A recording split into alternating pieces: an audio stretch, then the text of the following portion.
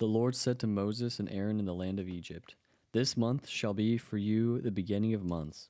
It shall be the first month of the year for you.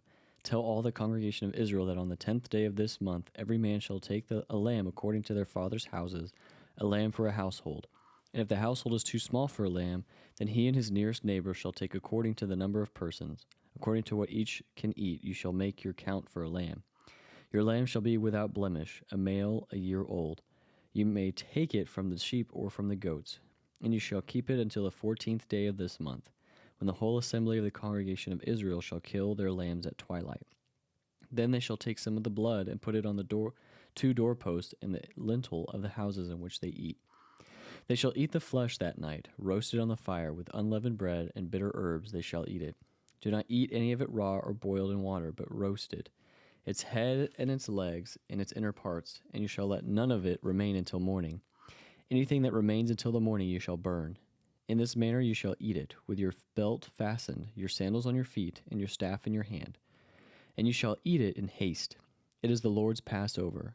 For I will pass through the land of Egypt that night, and I will strike all the firstborn in the land of Egypt, both man and beast, and on all the gods of Egypt I will execute judgments. I am the Lord.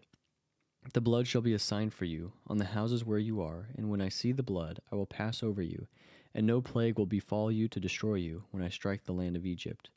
This day shall be for you a memorial day, and you shall keep it as a feast to the Lord throughout your generations, as a statute forever. You shall keep it as a feast. 7 days you shall eat unleavened bread. On the first day you shall remove leaven out of your houses, for if anyone eats what is leavened from the first day until the 7th day, that person shall be cut off from Israel. On the first day you shall hold a holy assembly, and on the 7th day a holy assembly. No work shall be done on those days, but what everyone needs to eat, that alone may be prepared for you, by you. And you shall observe the feast of unleavened bread, for this very day I brought your hosts out of the land of Egypt. Therefore you shall observe this day throughout your generations as a statute forever. In the first month, from the 14th day of the month at evening, you shall eat unleavened bread until the 21st day of the month at evening. For 7 days no leaven is to be found in your houses. If anyone eats what is leavened, that person will be cut off from the congregation of Israel, whether he is a sojourner or a native of the land. You shall eat nothing leavened. In all your dwelling places you shall eat unleavened bread. Then Moses called the elders of Israel and said to them, Go and select lambs for yourselves according to your clans, and kill the Passover lamb. Take a bunch of hyssop and dip it in the blood that is in the basin, and touch the lintel and the two doorposts with the blood that is in the basin. None of you shall go out of the door of his house until the morning.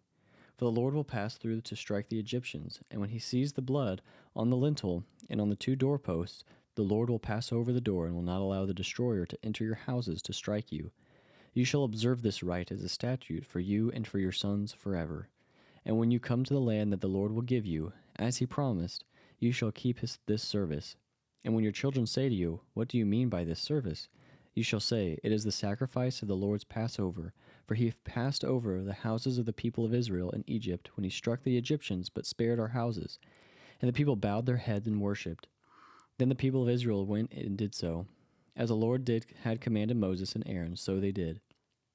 At midnight, the Lord struck down all the firstborn in the land of Egypt, from the firstborn of Pharaoh who sat on his throne, to the firstborn of the captive who was in the dungeon, and on all the firstborn of the livestock. And Pharaoh rose up in the night, he and all his servants and all the Egyptians, and there was a very great cry in Egypt, for there was not a house where someone was not dead. Then he summoned Moses and Aaron by night, and said, Go out from among my people, both you and the people of Israel, and go, serve the Lord as you have said. Take your flocks and your herds, as you have said, and be gone. Bless me also. The Egyptians were urgent with the people to send them out of the land in haste, for they said, He shall be dead. So the people took their dough before it was leavened, their kneading bowls being bound up in their cloaks and on their shoulders. The people of Israel had also done as Moses had told them. For they had asked the Egyptians for silver and gold jewelry and for clothing. And the Lord had given the people favor in the sight of the Egyptians, so that they let them have what they asked. Thus they plundered the Egyptians. And the people of Israel journeyed from Ramses to Succoth, about 600,000 men on foot, besides women and children. A mixed multitude also went up with them, and very much livestock, both flocks and herds. And they baked unleavened bread cakes of the dough that they had brought out of Egypt, for it was not leavened. because they were thrust out of Egypt and could not wait, nor had they prepared any provisions for themselves. The time the people of Israel lived in Egypt was 430 years. At the end of 430 years, on that very day, all the hosts of the Lord went out from the land of Egypt. It was a night of watching by the Lord to bring them out of the land of Egypt. So this same night is a night of watching, kept to the Lord by all the people of Israel throughout their generations. And the Lord said to Moses and Aaron, This is a statute of the Passover. No foreigner shall eat of it, but every slave that is brought for money may eat of it after you have circumcised them. No foreigner or hired worker may eat of it. It shall be eaten in one house. You shall not take any of the flesh outside the house, and you shall not break any of its bones. All the congregation of Israel shall keep it. If a stranger shall sojourn with you, and would keep the Passover to the Lord, let all his males be circumcised. Then he may come near and keep it. He shall be as a native of the land, but no uncircumcised person shall eat of it. There shall be one law for the native and for the stranger who sojourns among you.